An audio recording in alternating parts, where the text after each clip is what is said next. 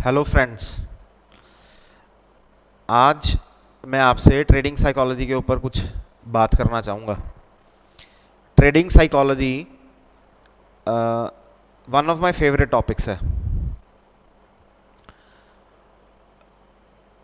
भगवद गीता और trading psychology, Bhagavad Gita से हम ट्रेडिंग और इन्वेस्टिंग करने के वक्त क्या कुछ सीख सकते हैं, दोनों में क्या सिमिलैरिटीज़ हैं, भगवद गीता से जो हमें सीखने को मिलता है हम कैसे उसको अपनी ट्रेडिंग और इन्वेस्टिंग जर्नी के अंदर यूटिलाइज कर सकते हैं, यूज़ कर सकते हैं, उससे कुछ सीख के और ज़िंदगी में आगे बढ़ सकते हैं। तो इस टॉपिक के ऊपर आज ये वीडियो बना रहे हैं।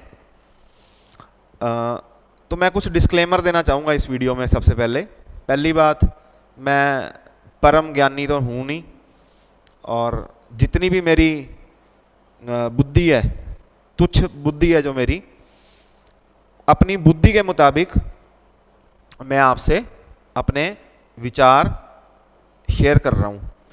और मेरी जो भावना है इस वीडियो को बनाने की, वो यही मतलब बड़ी बोनाफाइड इंटेंशन है, भावना बड़ी अच्छी है, प्योर भावना है कि हम लोग भगवद गीता को पढ़ें रूटीन में, और भगवद गीता से जो हमें ज्ञान की प्राप्ति होती है, जो हम सीखते हैं, उसको अपनी ज़िंदगी में अमल में लेके आएँ, और उससे अपने ट्रेडिंग और इन्वेस्टिंग जर्नी के अंदर भी उससे कुछ सीख के उसको हम अपना ट्रेडिंग और इन्वेस्टिंग को इम्प्रूव करें। राइट। तो भगवद गीता शुरू कहाँ से होती है कि महाभारत का युद्ध का मैदान है कुरुक्षेत्र के अंदर, और अर्जुन जी कृष्ण भगवान को कहते हैं कि मेरे सारे सामने रिश्तेदार, सगे संबंधी, दोस्त, मित्र खड़े हैं और मैं उनके साथ कैसे लड़ूं। तो वो कन्फ्यूजन के अंदर हैं, उनके मन में बहुत डाउट्स हैं। तो उनके डाउट्स को क्लियर करने के लिए कृष्ण भगवान भगवद गीता ये उपदेश देते हैं। ठीक है। तो ट्रेडिंग भी क्या है, जैसे अर्जुन जी महाभारत के युद्ध के अंदर कंफ्यूज्ड थे, तो ट्रेडिंग भी एक तरह से युद्ध ही है, वॉर ही है। तो इसके अंदर जैसे आप युद्ध करने जाते हो, कोई योद्धा युद्ध करने जाता है तो वो अपनी पूरी तैयारी करके जाता है, उसकी तैयारी पक्की होनी चाहिए। तो इस तरह ट्रेडिंग जब आप शुरू करते हो, तो ट्रेडिंग शुरू करने से भी आपकी तैयारी पक्की होनी चाहिए। आपको फॉरेन मार्केट्स भी देखनी है, इंडियन मार्केट्स भी देखनी है, आपको ऑप्शंस के ऑप्शन चेन भी देखनी है, आपको मतलब बहुत चीज़ें तैयार करनी है, अपने आप को तैयार करना है कि आप उस लड़ाई के अंदर जीत सको। ठीक है। अब भगवद गीता के अंदर दूसरी कृष्ण भगवान क्या कहते हैं कि जो आत्मा है ये अमर है, इंसान तो एक शरीर है, जो आत्मा अपनी योनियां बदलती रहती हैं और ज़िंदगी और मौत का खेल चलता रहता है। तो जैसे लाइफ है वैसे डेथ है, कांस्टेंट तो हमारी आत्मा है, जो शरीर हमारा कांस्टेंट नहीं है। तो ज़िंदगी और मौत चलती रहती है। और ट्रेडिंग और इन्वेस्टिंग में क्या है कि प्रॉफिट्स और losses is a part of game. तो ये तो चलता रहता है, कभी लॉस हो गया, कभी प्रॉफिट हो गया। हमारा क्या है कि हम अपना कर्म करें, हम अपना कर्म करें, अपनी ट्रेडिंग करें, इन्वेस्टमेंट करें, और ज़्यादा प्रॉफिट और लॉसेस हमें अफेक्ट ना कर पाएँ। जैसे भगवद गीता में क्या कृष्ण भगवान उपदेश देते हैं कि आदमी को सुख के समय के अंदर बहुत ज़्यादा खुश होके और एक्साइटमेंट हो जाती है कई बार, तो दिमाग आपका अस्थिर हो जाता है। और दुख के समय में भी होता है कि दुख आता है तो आदमी बहुत हतोत्साहित हो जाता है, आपका उत्साह कम हो जाता है और आप अपना कंपोजर लूज कर देते हो। तो ट्रेडिंग और इन्वेस्टिंग के अंदर भी यही होता है, आपको बहुत ज़्यादा प्रॉफिट अगर हो जाए तो लोग मतलब एक्सूबरेंस के अंदर पोजीशन साइज गलत कर लेंगे, या मतलब एक्सूबरेंस के अंदर गलत ट्रेड्स लेने लग जाते हैं। और अगर लॉस ज़्यादा हो जाए तो भी वो घबरा के और ट्रेड्स गलत करने लग जाते हैं, तो अपना कंपोजर लूज कर देते हैं। तो भगवद गीता से हमें क्या सीख मिलती है कि in spite of trading profits और losses whatever may be the case, आपका अपना जो मेंटल कंपोजर है, आपकी जो स्टेट ऑफ माइंड है वो बैलेंस्ड रहनी चाहिए हमेशा। जैसे भगवद गीता में है कि सुख में भी दुख में भी आपका दिमाग स्थिर होना चाहिए, तो ट्रेडिंग के अंदर भी आपको प्रॉफिट हो बेशक लॉस हो, आपकी दिमाग की स्थिरता बरकरार रहनी चाहिए, राइट। तीसरा क्या है, गीता भगवद गीता के अंदर कृष्ण भगवान बोलते हैं कि इंसान को सिर्फ अपने बारे में नहीं सोचना चाहिए, आपको सिर्फ अपने बारे में नहीं सोचना चाहिए, सेल्फिश नहीं होना चाहिए, आपको समाज के बारे में भी सोचना चाहिए। तो सिर्फ सिर्फ अपने बारे में नहीं सोचना, आपने समाज के बारे में सोचना। उसी तरह ट्रेडिंग के अंदर, इन्वेस्टमेंट के अंदर क्या है कि आदमी की जो अप्रोच है वो हॉलिस्टिक होनी चाहिए, उसको चौतरफा हर चीज़ का ध्यान रखना चाहिए। ऐसे नहीं कि सिर्फ अगर आपकी एक कोई ट्रेडिंग पोजीशन है तो आप सिर्फ उस ट्रेडिंग पोजीशन के ऊपर ही ध्यान रखो। आपको मतलब जो अप्रोच है टुवर्ड्स ट्रेडिंग है वो आपकी हॉलिस्टिक होनी चाहिए, वो आपकी ट्रेड सेंट्रिक अप्रोच नहीं होनी चाहिए, ठीक है। फिर भगवद गीता के अंदर क्या उपदेश है हमारा कि कृष्ण भगवान क्या बताते हैं कि जब जब अधर्म बहुत बढ़ जाता है, अधर्म बढ़ जाता है, तो अधर्म का नाश करने के लिए और धर्म की स्थापना करने के लिए भगवान जो हैं वो अवतार लेते हैं और धर्म की स्थापना करते हैं और अधर्म का नाश करते हैं। तो ये एक साइकिल है। कितने मतलब हमारे जो हिंदू ग्रंथ हैं उनके अंदर कितने अवतारों का, श्री कृष्ण भगवान, श्री राम भगवान, ठीक है, नरसिम्हा अवतार, तो कितने अवतार परमात्मा लेते हैं अधर्म का नाश करने के लिए और धर्म की स्थापना करने के लिए। एक साइकिल है। तो इसी तरह से बुल मार्केट और बियर मार्केट भी एक साइकिल है।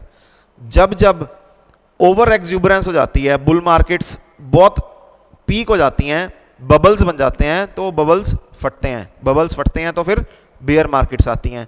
तो ये साइक्लिकल मूवमेंट्स हैं, कभी बुल साइकिल है और कभी बियर साइकिल है। नेक्स्ट,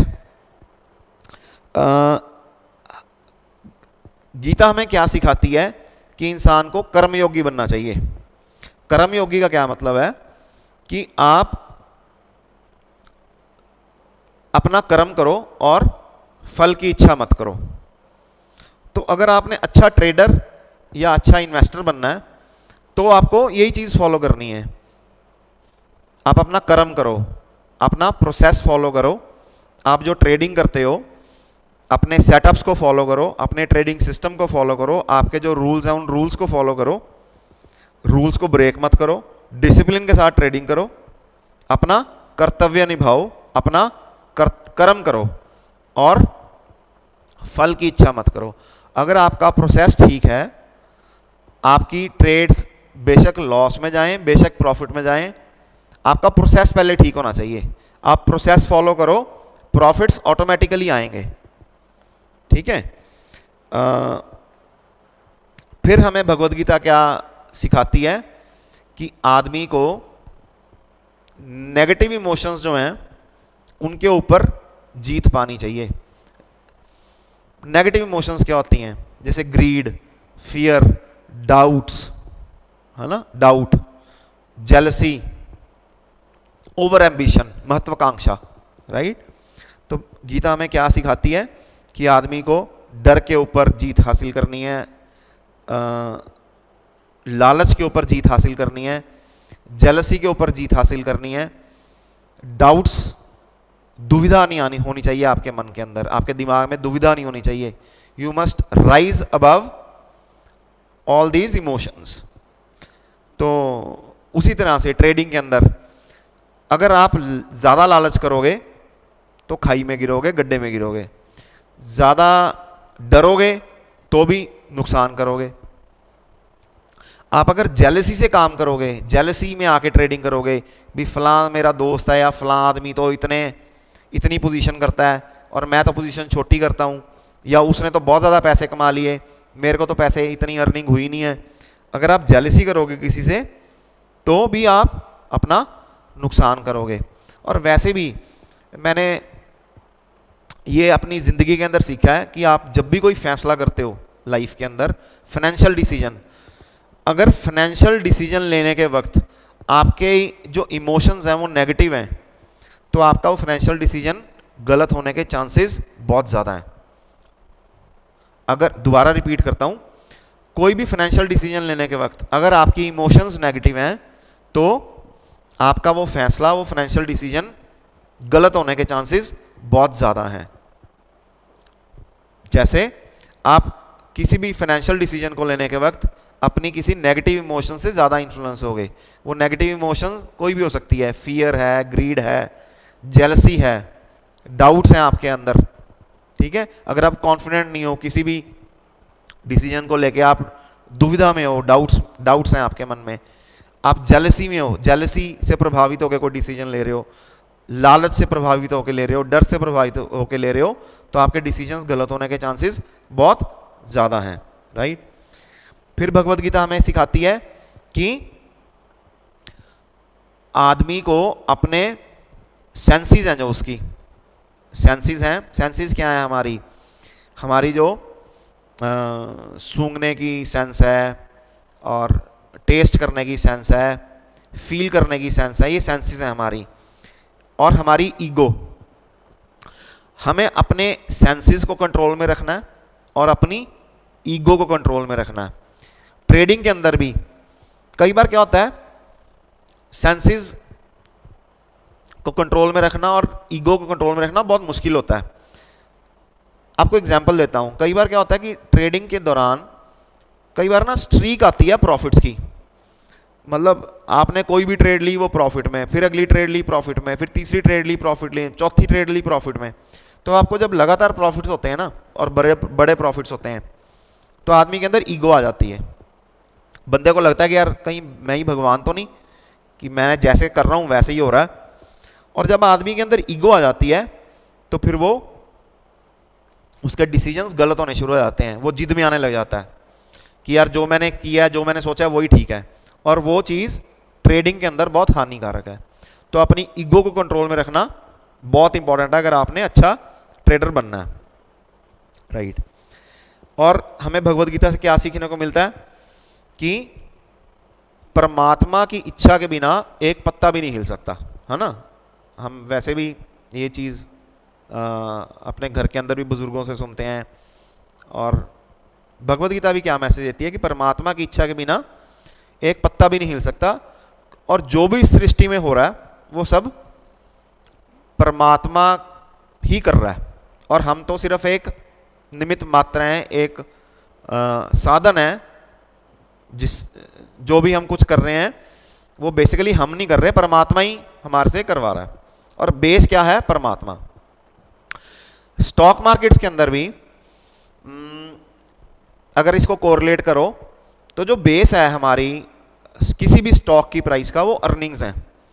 अर्निंग्स, अगर अर्निंग्स अच्छी होंगी तो स्टॉक का प्राइस ऑटोमेटिकली बढ़ेगा ही बढ़ेगा, और अगर अर्निंग्स नहीं होंगी तो प्राइसेस कभी लॉन्ग टर्म में अगर बढ़ भी जाएं तो लॉन्ग टर्म में सस्टेन नहीं कर सकते, प्राइसेस गिर जाएंगे, प्राइस गिर जाएगा। तो जो हमारा बेस है स्टॉक्स के अंदर वो अर्निंग्स का बेस है, राइट। उसके बाद भगवद गीता हमें बताती है भोजन के बारे में कि एक सात्विक खाना होता है, एक राजसी खाना होता है, और एक तामसिक खाना होता है।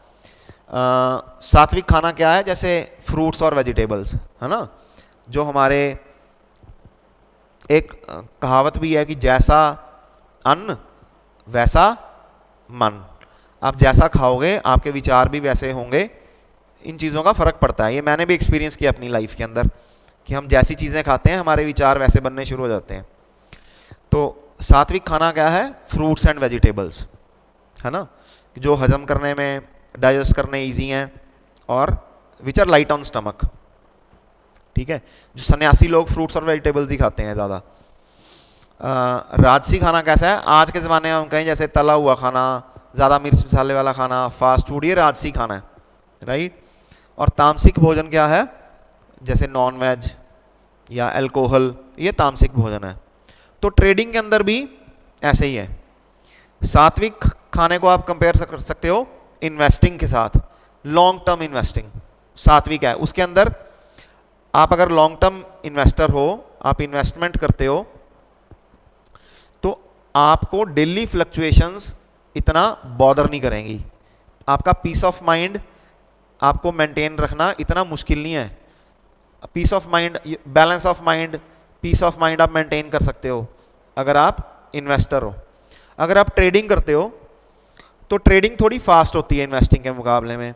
और ट्रेडिंग के अंदर क्या है? Fluctuations, daily fluctuations, swing fluctuations के कारण आपको अपना कंपोजर, जो बैलेंस ऑफ माइंड है, मेंटेन करना थोड़ा मुश्किल है। और तामसिक भोजन क्या है? Options trading. जो लोग ऑप्शंस ट्रेडिंग करते हैं, अंधाधुंध ऑप्शंस ट्रेडिंग करते हैं, थोड़े पैसों में ज़्यादा लीवरेज लेके ज़्यादा बड़ी पोजीशंस करते हैं, वो तामसिक भोजन ही है। वो तो आपका पीस ऑफ माइंड और कंपोजर है, आप अपना उसके अंदर लूज करोगे ही करोगे। आज मैंने आपके साथ जो भी ये डिस्कशन की है, हो सकता है इसके अलावा कुछ और भी शिक्षाएं हों जो हमारी ट्रेडिंग और इन्वेस्टिंग के अंदर हम जिससे कुछ सीख सकते हैं, इसको अपना सकते हैं और अपनी ट्रेडिंग को और इन्वेस्टिंग स्किल्स को और इम्प्रूव कर सकते हैं और अच्छे ट्रेडर और इन्वेस्टर बन सकते हैं। पर मैंने आपको दोबारा रिपीट करता हूँ कि मैंने अपनी जितनी भी मेरे को बुद्धि है, जो मेरे को थोड़ा बहुत जानकारी है, उस हिसाब से मैंने वीडियो बनाई है। और मेरा उद्देश्य सिर्फ ये है कि आप लोगों को कुछ भला हो, आप भगवद गीता से कुछ सीख के अपनी ज़िंदगी में उन चीज़ों को अपनाएं और ट्रेडिंग और इन्वेस्टिंग के अंदर भी उन चीज़ों को अपनाएं। Thank you so much.